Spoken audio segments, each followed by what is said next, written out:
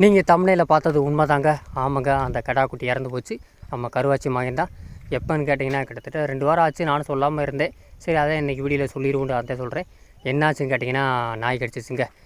எந்த நாய்ன்னு கேட்டிங்கன்னா, அதே இதில் பெரிய ட்விஸ்ட் என்னென்னு கேட்டிங்கன்னா, நம்ம போன வருஷம் நம்ம ஸ்கைப்பால் கடிச்சிச்சு ஒரு நிறாசானே இல்லை, அதே நாய் தாங்க. அந்த ஒரு நாய் தான் இந்த ஒரு வருஷம் ஃபுல்லாக எத்தனை ஆடை கடிச்சிருக்குன்னு சொன்னால் நம்ப மாட்டேங்க.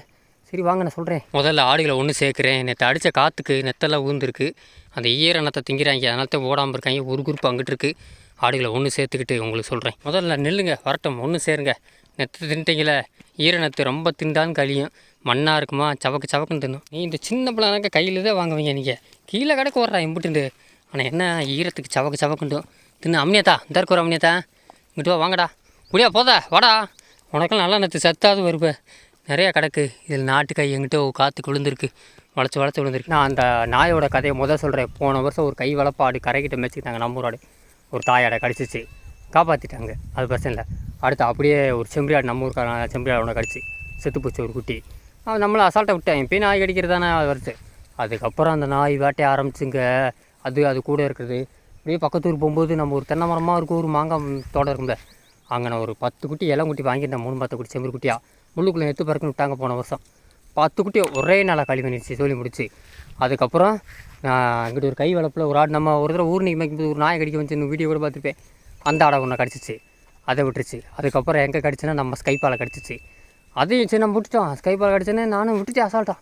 அதுக்கப்புறம் செம்பரியாடை மறுபடியும் கடிச்சு. அப்புறம் கைவலை ஊருக்குள்ளே இருக்கிற ஆடு ஒரு வீட்டுக்குள்ளேருந்து ஆடை கடிச்சிச்சு 3. அப்படி வரிச்சு சொல்லிக்கிட்டு இருக்கேன். எல்லாம் அந்த நாய் தான் சொன்னால் நம்ம முடியும், அந்த ஒரே ஒரு நாய் தான். அதுக்கப்புறம் கரையில் வச்சுக்கிட்டே இருந்திருக்காங்க. ஒரு கைவலைப்பாடு தான் இன்னொருத்தவங்க, நம்ம ஊருக்காரது, அவங்களே கடிச்சிச்சு.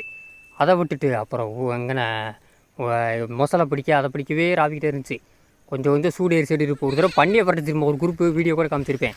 அந்த வீடியோ என்ன இருக்குன்னு நினைக்கிற பெரிய வீடியோவில் பார்த்தீங்கன்னா, அந்த பன்னியோட காலை கடிச்சிச்சு. அந்த பண்ணி அதோட காலை கடிச்சு, அதில் கால் நோண்டிக்கிட்டே இருக்குது. சரியாயிருச்சு. இப்போ சரியாயிருச்சு. இப்போ மறுபடியும் வேட்டையை ஆரம்பிச்சிச்சு. எங்கே நம்ம தோட்டத்தில் 2 குட்டி மேய்ச்சிக்கிட்டு அங்கே பிடிச்சிச்சு. அதுக்கப்புறம் நம்மளோட அந்த கருவாச்சி மனை பிடிச்சிச்சு சாயந்தரம். அதுக்கப்புறம் செம்பரி ஆடு ஒன்று வயக்காட்டில் மேய்ச்சிக்கிட்டு அங்கே குட்டியை பிடிச்சிச்சு ஒன்று.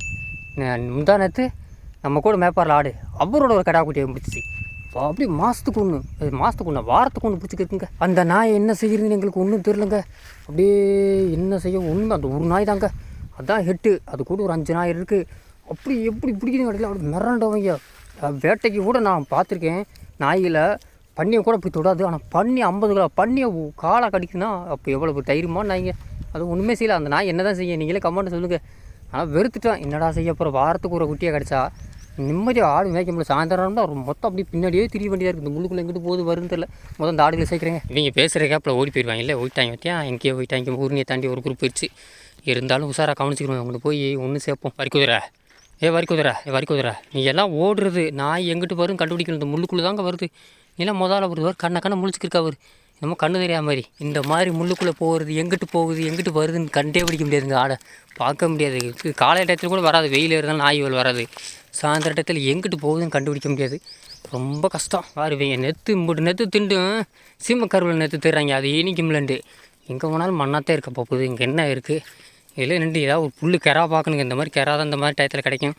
ஒன்றும் இல்லையா அங்கே இப்படியே நடந்துக்கிட்டு என்னடா செய்கிறது, எங்கடா போகிறீங்க, எங்கேயுமே இல்லையாடா, வேறு இதாக புல்லை பார்க்கணுமாடா. ஒன்றும் இல்லை, நெத்து இங்கே தாங்க 2-3 குழுன்னு இருக்குது.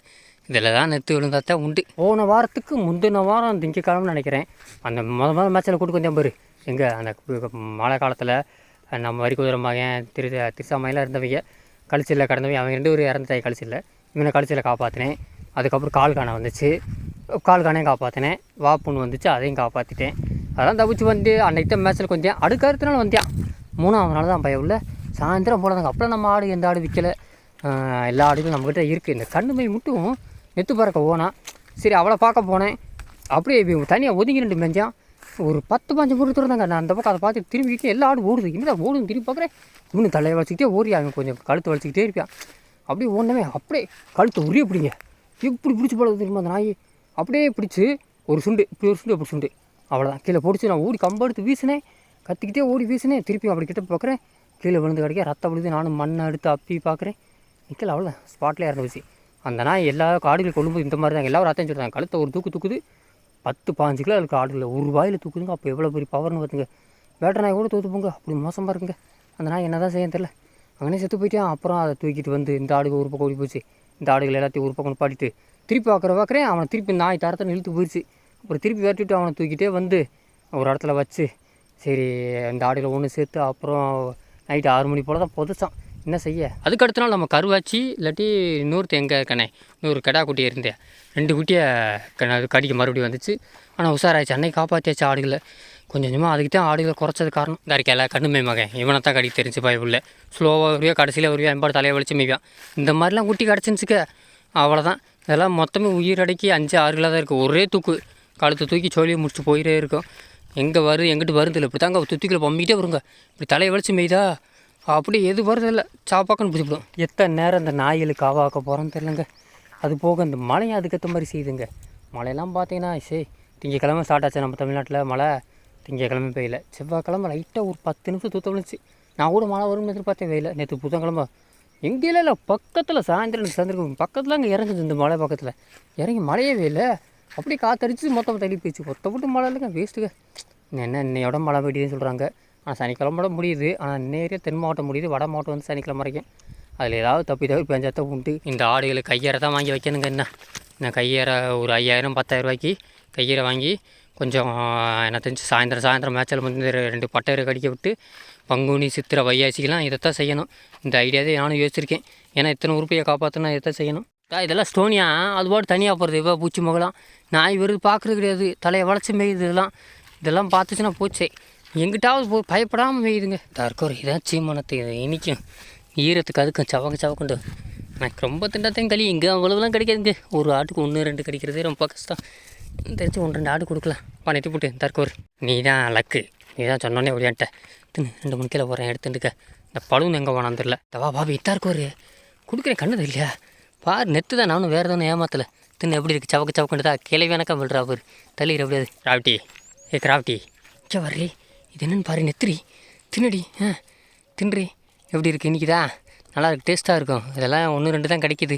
நல்லா திண்டுக்க அவர் பண்ண வர திருப்பி கொடுத்து பாப்பி வேற அவர் கொடுத்தல உங்களுக்கு தின்ற அவ்வளோதான். கிடைச்சா 1-2 கொடுக்குறேன். உனக்கு அடுத்து எடுத்து கொடுக்குறேன் பண்ண போகிறோம் இந்தா இங்கே ஒரு நெத்து அங்கே எடுக்கா எடுத்துச்சா இந்த நீ எடுத்துக்க வரைக்கும் வர உனக்கு ஒன்று பழுன்னு வர்றா இந்த பழுனே உனக்கு நானும் பொய் சொல்லதா பழுனே வந்து திண்டு பாரு.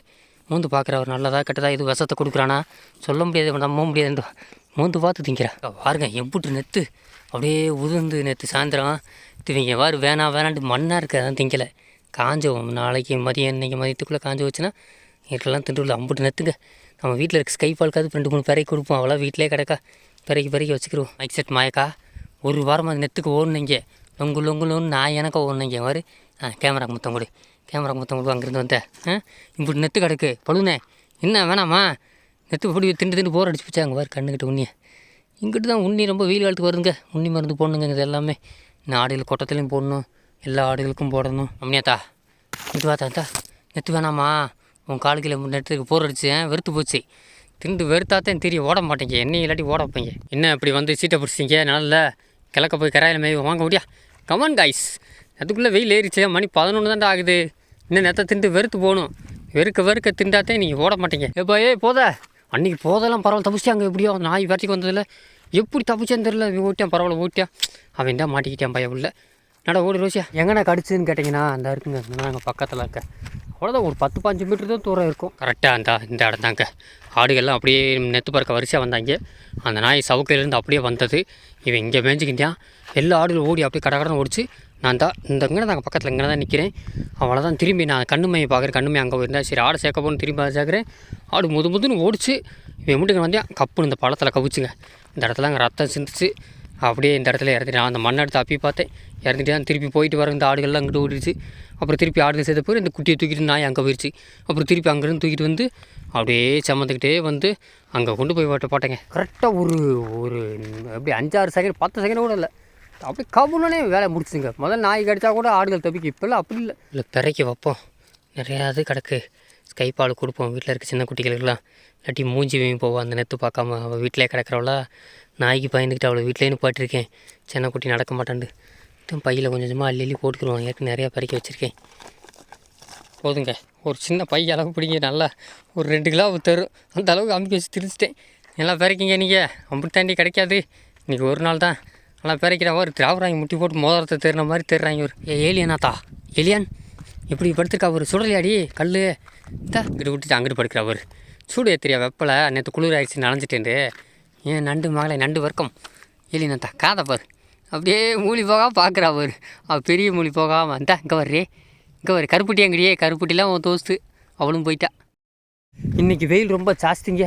வீட்டுக்கு போய் தண்ணி குடிக்க விட்டு நல்லா ரெஸ்ட் எடுக்க விட்டு மணி இப்போ 4 மணி ஆகுது. திருப்பி பற்றிக்கு வந்தோடனே நெத்து பறக்கிறாங்க. சுற்றி மேகமெல்லாம் பார்த்தீங்கன்னா வேறு லெவலில் இருக்குது. ஆனால் இன்றைக்கி ஏமாற்ற போதா அப்போ அதை பிறக்க நம்பர் நெத்து அந்த இடத்துல தான் விட்டுருக்கேன். திங்கிட்டு நிறையா கிடக்கு. செம்பரி எடுத்துன்றது போக கிடக்கு. தின்னலாம். இவங்க மெட்டு பண்ணுறாங்க நல்லா நத்தார் ஆகுறாங்க. எல்லாமே மண்ணத்தான் விட்டும் அப்படியே தின்ன விட்டு ஒரு ரவுண்ட்ஸ் போவோம். நானும் உங்களுக்கு மேகத்தை தான் கடிக்கிறேன் பாருங்க. மதுரை சிட்டிக்குள்ளே இருந்து அளவுரு கோயில் வரைக்கும் மேகம் அப்படியே எக்குத்தப்புலாமல் இருக்குது. அப்படியே இந்த பக்கம் பார்த்தீங்கன்னா மேற்கு தொடர்ச்சி மலை இது பக்கம் நிற்கிதுக்க. ஆனால் நமக்கு தான் ஒன்றும் இல்லை. எல்லாம் வலிச்சு எடுத்து போயிடுச்சு. ஒன்றும் இல்லை. பார்ப்போம் ஏதாவது நடக்க மாட்டேன். இந்த சாயந்தர டைம் தாங்க ரொம்ப ரொம்ப உஷாராக இருக்கணும். அந்த நாய் இன்னிலே அப்படியே ஒரு ரவுண்ட்ஸ் வரும். ஒரு 2-3 நாயை சேர்த்து கூட்டிகிட்டு வரும். நம்ம அந்த முள்ளுக்குள்ளே வந்து ஆடை வெளியேற்றி அவுட்ரு கொண்டு போயிடணும். நல்லா நேரத்தை திங்க விட்டாச்சு. நான் அப்படி திருப்ப வேண்டியதான். ஆக்சுவலி இந்த பட்டை இருக்குதாண்டா இப்போதைக்கு தங்கம் நல்லா தின்றா. இது கிடைக்கிற கஷ்டம்டா. கொஞ்சம் சத்து அதிகம். ஆனால் வாய் கட்டாது, ருசி இருக்காது. சொல்லுங்க என்ன திப்பை பார்த்தா தனியாகவே மெய்கிறோம். உனக்கு சோட்டால் யாரும் இல்லையா? துணையால் எதுவும் இல்லையா? கேமரா முத்தம் போறியா?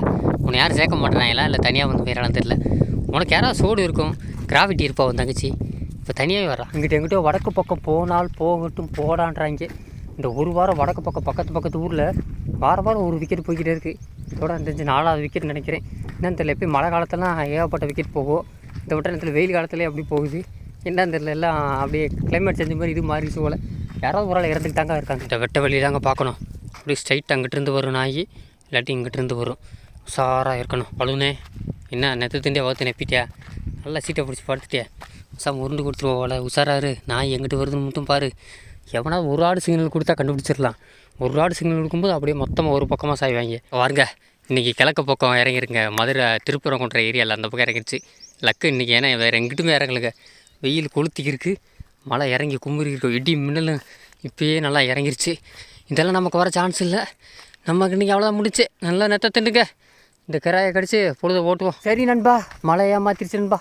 இன்றைக்கி வரும்னு நினச்சேன். கடைசி நாள் எதுவும் நடக்கலை. பங்குனி மாதம் முடிச்சு. நான் அடுத்து இந்த 30 நாள் அடுத்த இன்னும் ஒரு 25 நாள் நான் கிடத்தேன். ஏன்னா சித்திரை கடைசியாவது மழை வருமா இல்லை வையாசி போதான்னு தெரில. அடுத்த ஒரு கோடை மழை வர்றது ரொம்ப முக்கியம். இந்த டயத்தில் பெஞ்சது இது 3 வருஷத்துக்கு முன்னாடி பங்குனியில் பெஞ்சதுங்க. 3 வருஷம் கழிச்சு இப்போ பெஞ்சிருக்கு. நம்ம ஒரு பிளான் போட்டால் மேலே இருக்கும் பிளான் போட்டால். சரி நண்பர்களே, இந்த வீடியோ இதோட படிக்கிறேன். இந்த வீடியோ கண்டிப்பாக உங்களுக்கு பிடிச்சிருக்கணும். அப்புறம் வீடியோ பிடிச்ச சப்ஸ்கிரைப் போட்டிருக்கேன். இதே நெக்ஸ்ட் அடுத்த வீடியோ உங்களை சந்திக்கும். அது வரைக்கும் நானும் உங்கள் வைரம் பரட்டா. see you டாட்டா பாய் நண்பர்களே. மழை கீழே பெஞ்சா அப்டேட் கொடுக்குறேன். வாங்கடா பசங்களா ஏரியன் கிளம்போ.